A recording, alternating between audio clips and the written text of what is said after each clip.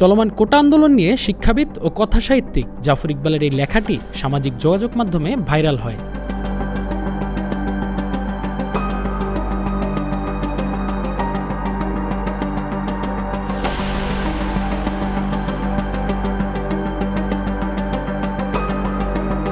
জানিয়ে সামাজিক যোগাযোগ মাধ্যমে চলছে তুমুল আলোচনা সমালোচনা।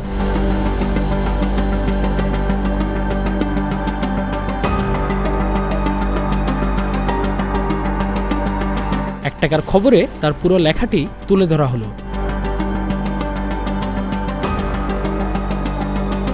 ঘুমানোর আগে খবরটি দেখে মাথার মাঝে একটা বিস্ফোরণ হলো।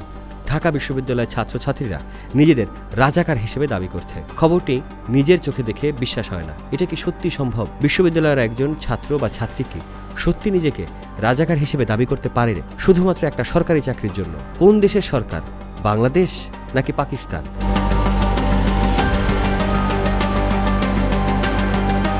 অনেকেই পোস্ট করেছেন হাতের লেখাটি তার নয়।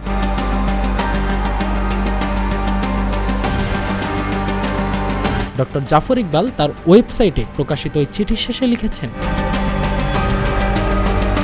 ঢাকা বিশ্ববিদ্যালয় আমার বিশ্ববিদ্যালয়, আমার প্রিয় বিশ্ববিদ্যালয়। তবে আমি মনে হয় আর কোনোদিনই এই বিশ্ববিদ্যালয়ে যেতে চাইব না। ছাত্রছাত্রীদের দেখলেই মনে হবে এরাই হয়তো রাজাকার।